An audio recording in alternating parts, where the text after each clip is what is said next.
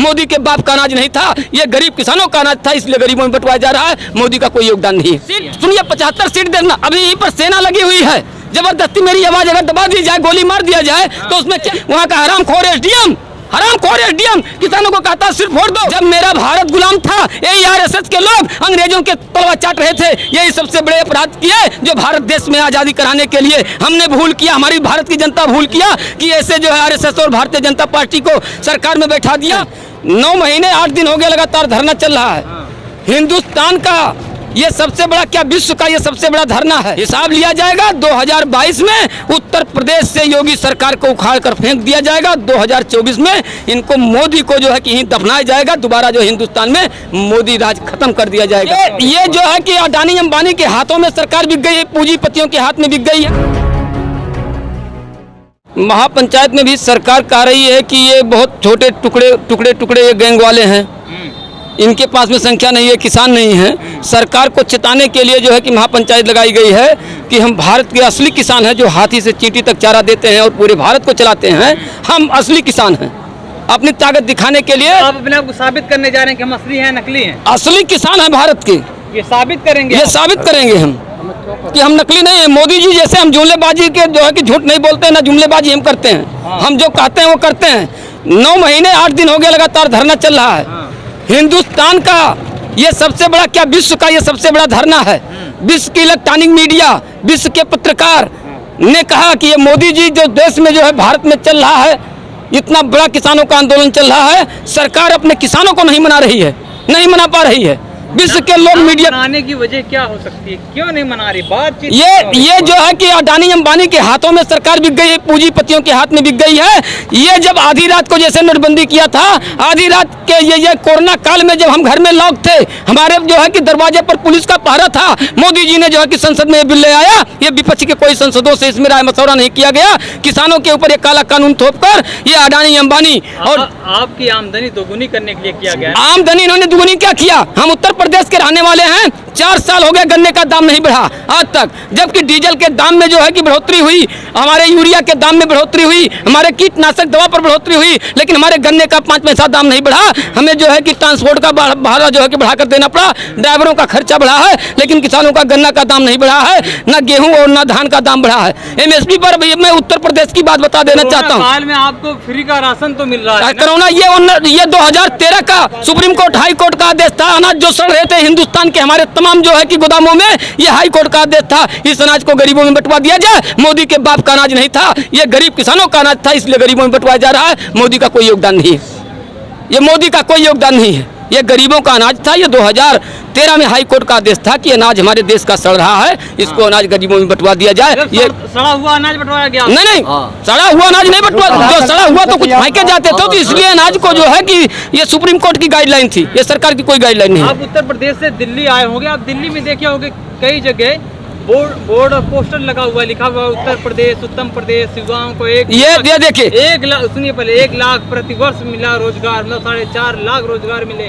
और ये भी लिखा हुआ है उत्तर प्रदेश को उत्तम प्रदेश तो बनाया ही, साथ ही पूरे देश के अंदर सबसे बड़ा प्रदेश बना, सबसे उत्तम प्रदेश बना दिया है। ये योगी जी का एक जुमलाबाजी है। उत्तर प्रदेश में युवाओं का अभी आप देखेंगे तो बेरोजगार के लिए जो बीटेक कर जो है कि BSc नर्सिंग कर तमाम ऐसे ग्रेजुएट बच्चे हैं, वो 5-5 हज़ार कर नौकरी के लिए लाले पड़ रही हैं। अभी ग्राम पंचायत की भर्ती निकली थी, ग्राम पंचायतों में नरेगा का जो है कि वो मेट बनने के लिए जो इंटरमीडिएट हैं, जो बीटेक कर रखे हैं बच्चे, वो उसमें जो है कि जाने के लिए जो है ललाइस है कि हम 5 हज़ार पर नौकरी पा जाएं। कहीं ऐसा नहीं, इनका सब जुमलेबाजी है। सरकार जुमलेबाजी कर रही है, युवाओं की रोजगार जो है घटी है और इनके पास में कोई रोजगार नहीं है। ये खाली हिंदू और मुस्लिम के नाम पर राजनीति कर रहे हैं, आरएसएस के नाम पर जो है कि राजनीति कर रहे हैं। इनके पास में जुमले के अलावा और मंदिर के अलावा कुछ नहीं है। हिंदू मुसलमान की राजनीति कर रहे हैं, ये हिंदू और मुसलमान की राजनीति कर रहे हैं कि ये हिंदू है, ये मुसलमान है, इसमें जो है भटकाने का काम करते हैं। वोट तो दे रही है ना, जनता वोट दे रही है, कुछ नहीं दे रही है। अभी पश्चिमी बंगाल में ये गए थे, इन्होंने वो ये एड़ी से चोटी लगा लिया, इन्होंने एड़ी से चोटी लगा लिया पश्चिमी बंगाल में ममता बनर्जी के खिलाफ। देश के तमाम प्रांतों के, आपके जो है कि मध्य प्रदेश के, आपके जो है कि छत्तीसगढ़ के, उड़ीसा के, तमाम उत्तराखंड के, उत्तर प्रदेश के, बिहार के तमाम लोगों ने डेरा डाला था मुख्यमंत्रियों ने। वहां ममता ने उखाड़ कर भारतीय जनता पार्टी को फेंकने का काम किया पश्चिम बंगाल को। 4 सीट से उन्होंने 75 सीट ऐसा नहीं, देखिए ये बताते 75 सीट, सुनिए 75 सीट देना, अभी यहीं पर सेना लगी हुई है। जबरदस्ती मेरी आवाज अगर दबा दी जाए, गोली मार दिया जाए तो उसमें क्या है? अभी आपने करनाल में देखा है, किसान शांतिपूर्वक टोल प्लाजा पर धरना कर रहे थे, वहां का हरामखोर एसडीएम किसानों को कहता सिर्फ वोट दो। अभी उस खट्टर सरकार ने उस एसडीएम के खिलाफ एफआईआर दर्ज कर जेल में डाली। ये कहाँ का नियम है? ये कौन सा एसडीएम था कि कहता किसानों को सिर्फ वोट दो? इस पर क्या आप लोग दिखाए? क्या कार्रवाई आप लोगों ने करवाई मीडिया वालों ने? मैं पूछना चाहता हूँ मीडिया से, एक एसडीएम आदेश देता है, उसका वीडियो वायरल हुआ कि किसानों का सर फोड़ दो, और दूसरे दिन जो है हमारे एक काजल किसान का जो है कि मृत्यु हो जाती है।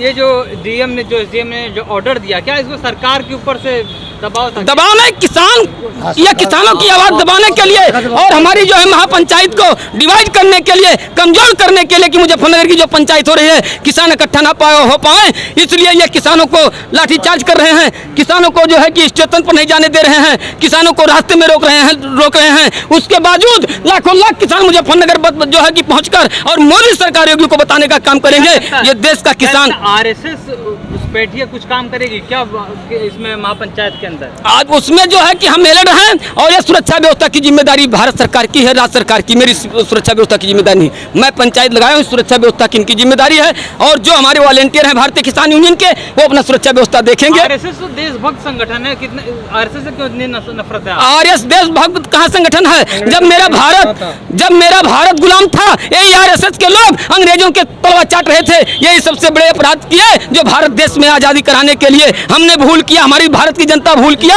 कि ऐसे जो है आरएसएस और भारतीय जनता पार्टी को सरकार में बैठा दिया, और आज हम उसके भुक्तभोगी हो रहे हैं। 9 महीने 10 दिन से यहाँ पर हम धरने पर बैठे हैं और हिंदुस्तान की सरकार नहीं जो है कि हिल रही है, इसी का भुक्तभोगी हो रहे हैं हम। आरएसएस के प्रमुख मोहन भागवत कहते हैं हिंदू खतरे में है और हिंदू की रक्षा सिर्फ ये बीजेपी और आरएसएस के लोग ही कर सकते हैं। अरे हिंदू खतरे में, ना हिंदू खतरे में है, ना मुसलमान खतरे में, ना सिख ईसाई खतरे में है।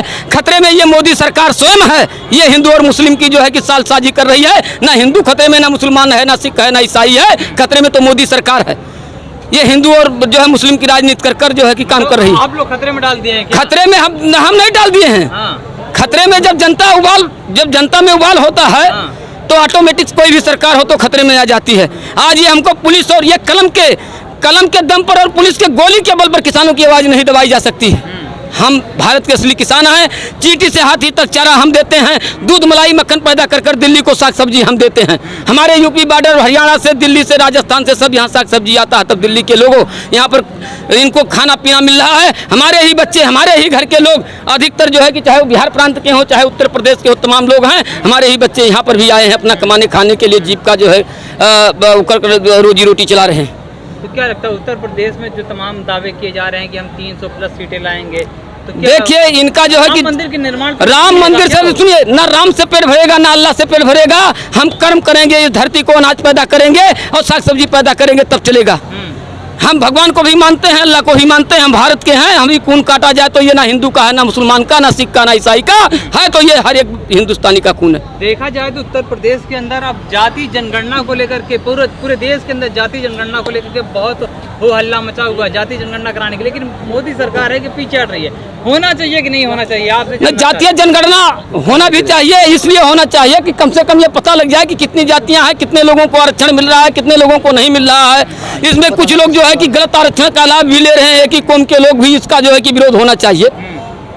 तो सरकार क्यों नहीं करा रही? इसे पता सरकार जो है कि डर रही है, सरकार डर रही कहीं मेरा पोल खुल जाएगा, दिक्कत पैदा हो जाएगा। क्या सवर्ण समाज के लोग हाँ, वो कहाँ है? 4% लोग वही तो राज कर रहे हैं। और जो है कि हम 85 और 15 भारी, हम 85 15 भारी, हम 85 और 15 हम पर ही तो राज कर रहे हैं। हम कुछ बोल नहीं पा रहे हैं, हम तो 85 है, 15 ही भारी है। अभी भी डर रहे हैं? लेकिन आप नहीं डर नहीं रहे हैं, ये जो है कि जगाया जा रहा है कि जागो, अपना हक लो, जागो, अपना हक लो। और ये जो आंदोलन चल रहा है, ये महात्मा टिकैत जी का आंदोलन है, सच्चा किसान का आंदोलन है। हमको खालिस्तानी कह लो, पाकिस्तानी कह लो, आतंकवादी कह लो, सब कह लो, हम लोकतंत्र के ढंग से जो है कि ये धरना चलाएंगे ठीक है, और चलता ये रहेगा। आंदोलन तो चल रहा है, तकरीबन 9 महीने से ज्यादा का वक्त बीत चुका है, लेकिन जो उत्तर प्रदेश के जब चुनाव होने लगेंगे, उत्तर प्रदेश ही क्या देश के 5 राज्यों में चुनाव होने वाले हैं। उत्तर प्रदेश आपको साफ तौर से बताना चाहता हूँ ये सवाल पूरा हो जाने दीजिए जी। आप किसके साथ जाएंगे? तमाम राजनीतिक पार्टियां मैदान में हैं। जी। किसके देखिए, लोकतंत्र में वोट तो देना ये भारतीय किसान यूनियन अराजनीतिक है।